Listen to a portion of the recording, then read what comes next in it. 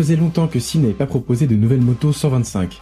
Pour 2019, le constructeur taïwanais fait coup double avec la NH125X et la NH125T. Maya essaye aujourd'hui la version X, un roadster au design tout à fait dans l'air du temps, mais dont le tarif ne monte pas dans les tours. Ce qu'elle a à l'intérieur est elle aussi rafraîchissant qu'à l'extérieur. Alors je me demande pourquoi ils l'ont appelé NH125. Alors pour faire joli, je vais dire que c'est pour nouveaux horizons. Voilà, une 125 en général ça ouvre des nouveaux horizons. C'est le début de la pratique de la moto et quoi de plus extraordinaire que d'avoir sa première 125 et de partir en exploration du monde. Bon, rien que pour ça, je l'aime déjà bien cette petite bécane. N'empêche, elle a de l'allure, hein, ça pose bien comme ça sur sa petite béquille.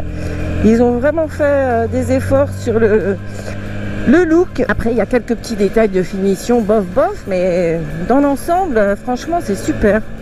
Tiens, mais là, j'entends tout de suite Clémentine ou Raphaël qui va me demander « Et c'est quoi ces petits détails bof ?» Et alors... notamment, moi je veux dire le petit sticker là sur le côté NH 125 Sim, bof. Là, voilà, c'est celui-là surtout qui me gêne le plus.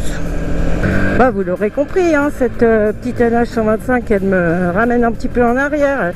D'ailleurs j'ai mis un casque de Jones, hein, joli casque à visière iridium, ça me change.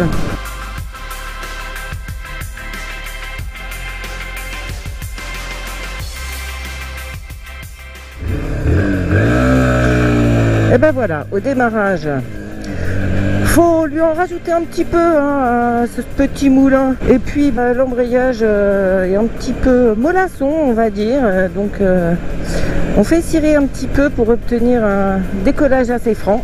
Et puis après, on va se débrouiller pour rester toujours entre 6 et 8000, parce que c'est là que tout se passe. Ce petit moteur, il est quand même sympa. C'est assez drôle d'aller chercher tout le temps la puissance en haut. C'est pas forcément ce qu'il y a de plus reposant. Heureusement, la boîte est assez précise. On en joue quand même pas mal. Ce qui m'embête un petit peu, c'est le levier de vitesse que je trouve pas super bien placé, du moins pour mon pied. Je tricote. Sur autoroute, on a pu faire la vitesse maxi. Sur le 5e et dernier rapport, on était à 120 au rupteur, à 9000 tours à peu près. Là, il en peut plus, hein, ce petit moteur. Et on lui aurait bien vu une 6e d'ailleurs pour essayer de creuser tranquillement sans le faire hurler. Pour le freinage, je préfère oublier le levier droit. Je préfère utiliser franchement la pédale où c'est couplé et c'est plutôt bien fait. On en a suffisamment d'abord à l'arrière. Bon, ensuite ça arrive un petit peu franchement, hein, sur l'avant. Il faut appuyer bien fort. Puis le levier droit, on l'utilise en toute fin de freinage, juste pour en rajouter un petit peu. En fait, il n'y a pas énormément de feeling, c'est surtout ça. Et puis là il faut parler des pneus CST Max Sport. C'est la première fois que je les essaye. Sur le sec, je les trouve pas mal. Ils sont progressifs, ils sont rassurants. Si le look de cette NH125 et son cadre treillis sont tout nouveaux, Sim a repris des éléments éprouvés pour le moteur de la partie cycle. Le monocylindre provient de la Wolf, un roadster au catalogue depuis plus d'une dizaine d'années. Refroidi par air, il a reçu l'injection en 2017 afin de passer à Euro 4 et développe 10,2 chevaux à 8000 tours minute pour un couple de 9,5 Nm à 6500 tours minute. La partie cycle aussi reste simple, pas de fourche inversée et un mono-amortisseur non réglable. Pour ce qui est de la maniabilité, zéro souci, hein, en ville. Légère, bien équilibrée. On s'en débrouille très très bien. L'ergonomie est juste parfaite pour moi.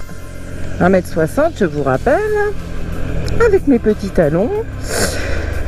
Je touche parfaitement les deux pieds par terre. Hop, comme là, voilà. Et le poids non plus n'est pas du tout un souci. Puis alors un bon point, c'est son confort, mes enfants. La selle est vraiment très très très accueillante. Large sans l'être trop. Et puis moelleuse. moelleuse pour votre petit fessier, ce qui est bien complété d'ailleurs par les suspensions que je trouve, ma foi, assez bien accordées. Enfin, rappelons que je pèse peut-être pas aussi lourd que de nombreux pilotes. Pour mon poids, c'est bien. Et en même temps, ça reste rigoureux. Bon, après, j'ai pas fait les 24 heures du Mans avec, hein, évidemment. Mais voilà, pour un usage ville voie rapide, c'est bien. Encore un petit plus du côté de la finition, c'est le très joli tableau de bord, hein. Bien inspiré comme le reste de la CB500. Mais franchement, il est chouette. Toutes les infos nécessaires, même un indicateur de rapport engagé. Et puis pour ce prix-là, en plus, vous avez une prise USB au guidon. Non mais c'est pas génial ça?